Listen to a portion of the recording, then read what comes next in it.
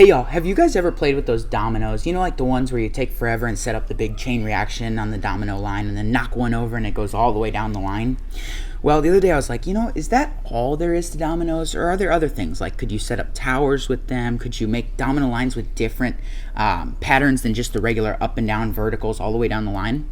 Well, anyways, I did some research, watched some videos, and then I started practicing. And as you can see in this video, I got some pretty good results. Hey y'all, my name's Gabe and this is Gabe's Goals, where basically I try new things, learn new skills, and teach you guys what I learned in the process. So, if you want ideas of things to try, new skills to learn, and you're new to this channel, start now by hitting subscribe so that you don't miss a thing. Alright, 1, 2, 3, intro.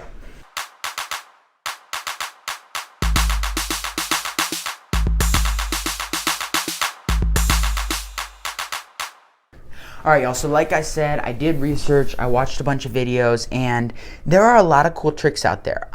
If you guys want to see more tricks, you can definitely look them up and find them. There's multiple on YouTube. But I picked out 3. 2 that I found on a video and the one that I kind of came up with that I just thought was really cool. I'm sure I'm not the first to invent it. I just didn't get it from someone else. I'll put it that way. But I tried to make them diversified, so like 3 tricks in different areas. So one is going to be the slow stones, is what it's called, and it's basically your part of your regular line, domino line, but it slows it down, and it's just kind of cool. And then the second trick is going to be how to build a tower, and the third trick is actually going to be showing you the one that slow-mo of where it just like fans out and then all of these fall down. I'll call it the fan for now. I'm kind of a fan of the fan. I just made that up now. Now I'm making myself laugh. I have no idea what it's called because it's not a trick that here's Tiggy. It's not a trick that I have seen online. I don't think I made it up, so I'm not going to give it a name. Actually, I just did. Yeah, we're going to give it a name and act like I invented it. It's called the fan. Got to get it right. So basically, you are going to first take, and you're going to do, I'll show a video here, but you're basically going to alternate setting one straight up, right, and then one laying down, and then one straight up, right, and then laying down, and you're just going to keep doing that for as long as you want the domino line of slow stones to be. Once you're done with that, you're going to go and actually add a vertical sitting domino in front of every vertical sitting domino. I know that sounds crazy, but you'll totally understand it when you see it in this video that's playing. And then the last touch is to put a extra vertical standing domino in between the vertical standing dominoes of the last link. I'll show you exactly what I mean in the video. Here's the original vertical one that we placed, and then the laying flat, and you just do that all the way down the line. And then here is the one that we added right at the end, sitting on top. And it's just going to basically be that bumps that over, which bumps into that, which bumps that over, and so on. And then I know this stinking thing keeps flipping over. I don't know why it keeps spinning. It's going to do it again on me. Now, this last one, that's kind of what the fail-safe looks like. And it's just because sometimes, for some reason, this one won't always knock the last one over. Again, I don't know why. It's just what I was told online, so you add that fail-safe on the end. Now, right now, the domino line is going to fall this way. If the domino line is going to fall this way, that direction, once you had your original the original vertical and the original on the bottom, this last vertical would have gone on the other side. If it was going to fall this direction, this last one would go on the other side. So it's going to fall this way, so I put that on that side. If it was going to fall this way, you would put this second one on this side. Does that make sense? And then also, this little fail-safe always goes in the last link. I'll say, like, let's call this one link. The fail-safe goes in the last link as far as chronological order of falling down. So I have it set for it to fall this way, so that's in the last link. If it was going to fall this way, then I would put the fail-safe right there. And yeah, it works.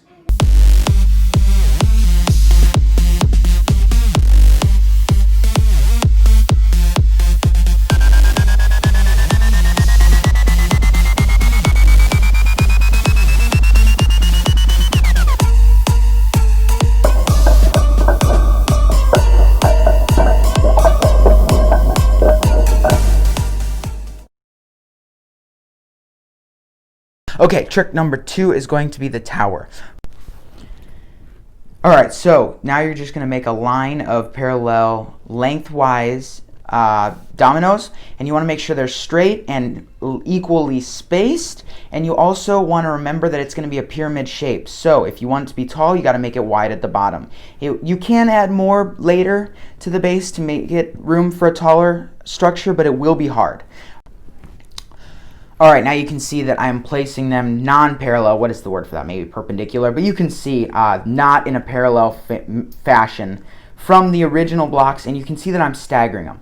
So as I'm placing the second row, one goes on the front side closest to you, the next one goes on the back, and you just keep staggering them like you see right here, or as some people would say, like so. Okay, so now onto the third layer. These are really just like playing with Lincoln logs. You're going to go back, forth, each time rotating 90 degrees, what angle you're putting them on. And you're basically just going to follow, as you can see, what I did for the lowest level.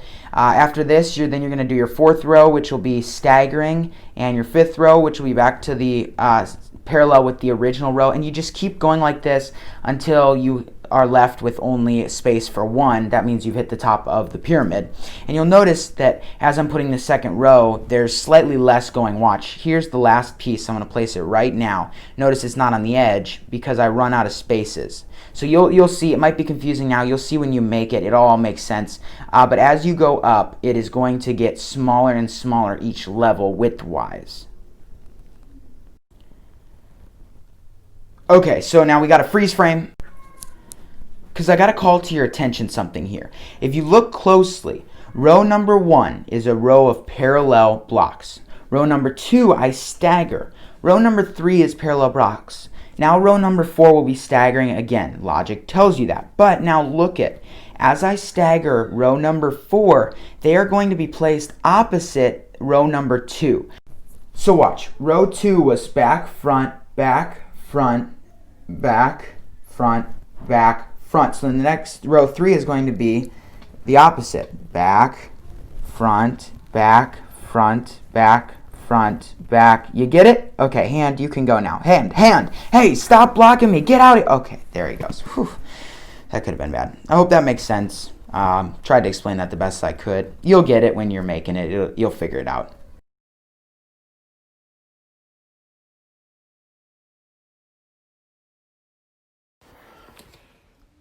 Then you just keep building, and when you really get good, it'll look like this. Just kidding, I accidentally knocked it over. Here's the replay.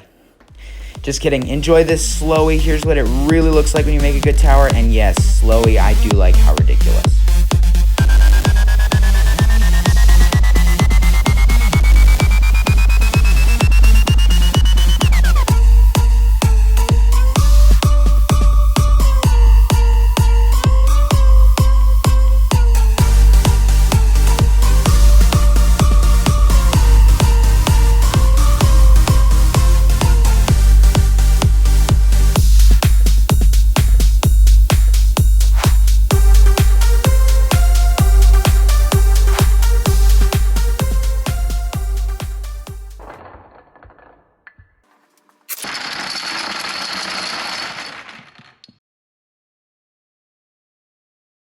And then for the third one, you are going to start by placing one domino, and then you're going to put 2 in front of it, and then 3 and 4, and you're just going to keep staggering them like bricks and building out, and it's going to build a fan.